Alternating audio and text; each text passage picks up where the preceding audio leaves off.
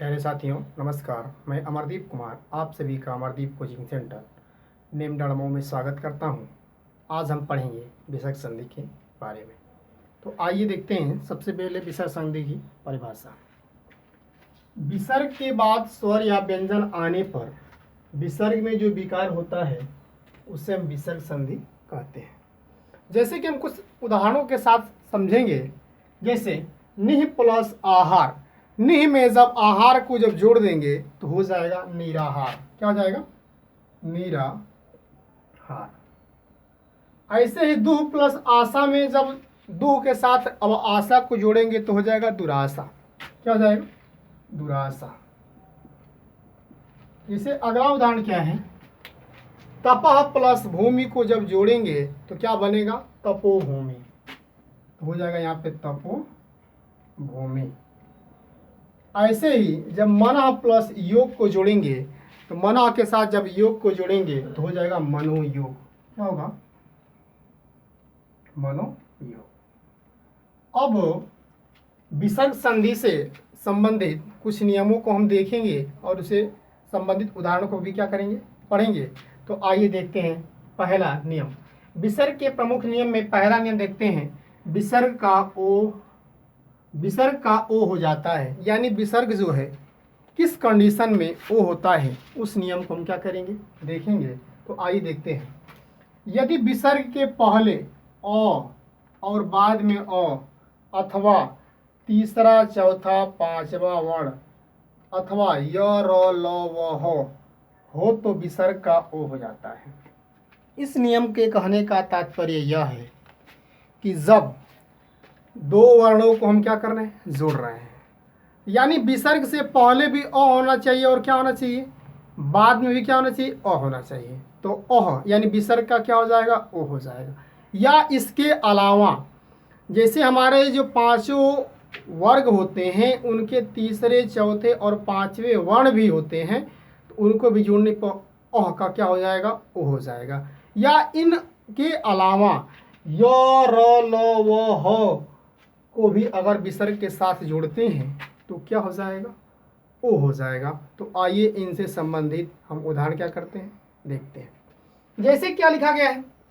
तपह plus बल बराबर हो जाएगा तपोबल। क्या हो जाएगा? तपोबल। ऐसे ही पय प्लस धन बराबर हो जाएगा पयोधन। क्या होगा? पयोधन। फिर तपह प्लस भूमि को जब जोड़ेंगे तो हो जाएगा तपोभूमि। क्या होगा? तपोभूमि। अब किसी विशेष परिस्थिति में यानी कुछ अन्य स्थितियों में जैसे है यहाँ पे जो ये नियम है इसका अपवाद भी होता है। तो अपवाद वाले को हम देखते हैं। जैसे कह रहा है अपवाद में पुनः एवं अंतः के में विसर्ग का र हो जाता है। यानी इन कंडीशनों में इन स्थितियों में यानी पुनः और अंतः को अगर जोड़ते हैं तो वहाँ पे ओ नहीं क्या हो जाता है? र हो जाता है। जैसे पुनः प्लस जन्म, पुनः प्लस जन्म का जब योग होगा तो हो जाएगा पुनर्जन्म। क्या हो जाएगा? पुनर्जन्म हो जाएगा। पुनर्जन्म। ऐसे ही अंतः प्लस अग्नि को अगर जोड़ते हैं, जब अंतः के साथ अग्नि को जोड़ेंगे तो हो जाएगा अंतरग्नि। अंतरग्नि। ठीक है। ये जो हमारा था कब होगा? जब पुनः एवं अंतः के साथ जब क्या करेंगे? योग करेंगे तो यहाँ पे ओ नहीं क्या बनेगा? रो बनेगा। तो इसके बाद ये पहला नियम हो गया। अब हम देखेंगे दूसरे नियम को। तो हम देखते हैं अब दूसरे नियम को। इसी तरह विसर्ग का र हो जाता है, यानी कभी कभी ऐसा कंडीशन आता है कि विसर्ग जो है अपना रूप चेंज करके क्या बन जाता है? र बन जाता है। तो उस नियम को देखेंगे। यदि विसर्ग के पहले अ आ को छोड़कर, यानी अ और किसको छोड़ करके? आ करके, आ को छोड़ करके दूसरा स्वर हो तो बाद में आ या तीसरा चौथा पांचवा वर्ण या य र ल व में से कोई में से हो तो विसर्ग का र हो जाता है। किसे? निह प्लस आशा, ये हो जाएगा निराशा। क्या हो जाएगा? निराशा। फिर क्या है? दुह प्लस बल, यहाँ पे क्या हो जाएगा? दुर्बल हो जाएगा, दुर्बल। फिर नि प्लस धारण, निर्धारण हो जाएगा यहाँ पे। ठीक है, अब हम दूसरा नियम देखते हैं। जैसे क्या कह रहा है, विसर्ग का स हो जाता है, यानी विसर्ग जो होता है क्या हो जाता है? स बन जाता है। यदि विसर्ग के पहले कोई स्वर हो और बाद में च, छ या स हो तो विसर्ग का स हो जाता है। जैसे क्या कह रहा था, यदि विसर्ग के पहले कोई स्वर हो, पहले यानी जैसे नि प्लस चिन्ह, यानी इसमें क्या है? स्वर है, और बाद में च, छ या स हो, बाद में क्या है? च है, तो उसका आधा स बन जाता है। तो यहाँ पे ऊपर विसर्ग से पहले क्या है? स्वर है, और यहाँ पे क्या है? च है, तो इसका क्या हो जाएगा? नि प्लस चिंत या निश्चिंत हो जाएगा। क्या हो जाएगा? निश्चित। दूसरा क्या है? नि प्लस छल, यहाँ पे क्या हो जाएगा? निश्चल हो जाएगा, निश्चल हो जाएगा। और ऐसे ही दु प्लस चरित हो जाएगा दुश्चरित। क्या होगा? दुश्चरित। ठीक है, और अगले नियम को हम देखते हैं। विसर्ग का स हो जाता है, विसर्ग के पहले ई उ और बाद में क फ क फ ट ठ प फ में से कोई वर्ण हो तो विसर्ग का स हो जाता है। यानी कह रहा है कि विसर्ग से पहले ई और उ हो, ई और क्या हो? उ हो, और बाद में इनमें से कोई एक हो तो उसका क्या हो जाता है? स हो जाता है। तो इसमें क्या था? हमारा ई था। क्या था? ई था, और बाद में क्या था? क था। तो यहाँ पे क्या जाएगा? निह प्लस कपट हो जाएगा निष्कपट। क्या हो जाएगा? निष्कपट। ऐसे निह प्लस ठुर बराबर हो जाएगा निष्ठुर। क्या होगा? निष्ठुर। और अगला क्या है? नि प्लस प्राण हो जाएगा निष्प्राण, निष्प्राण। ये था हमारा नियम नंबर 4। अगले नियम को हम देखते हैं। अब इसमें एक अपवाद है, उसको भी देख लेते हैं हम। जैसे अपवाद में क्या है? दुह प्लस ख को जब जोड़ेंगे तो ये क्या बन जाता है हमारा? इसमें कोई चेंजिंग नहीं होती, और ये क्या? दुख का दुख ही बना रहता है। ये इनको जोड़ने पर इसमें कोई परिवर्तन नहीं होता है। तो अगले नियम को देखते हैं अब।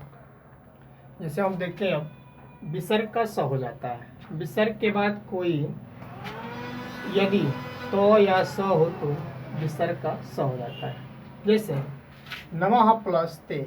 अब यहाँ पे देखिए कह रहा है विसर्ग के बाद यदि तो या स, तो विसर्ग है, इसके बाद क्या है? तो है, तो स हो जाता है। यानी यहाँ पे क्या हो जाएगा? नमस्ते।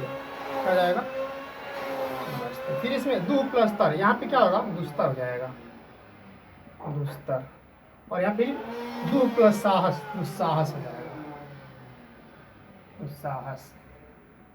अब अगले को देखते हैं।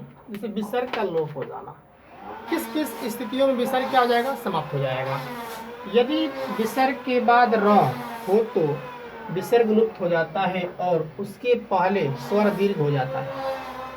जैसे कि यहाँ पे क्या है? विसर्ग के बाद क्या होगा? र होगा, तो ये विसर्ग क्या हो जाएगा? लुप्त हो जाएगा। और लघु होगा तो ये क्या हो जाएगा? दीर्घ हो जाएगा। यहाँ पे हो जाएगा निरोग।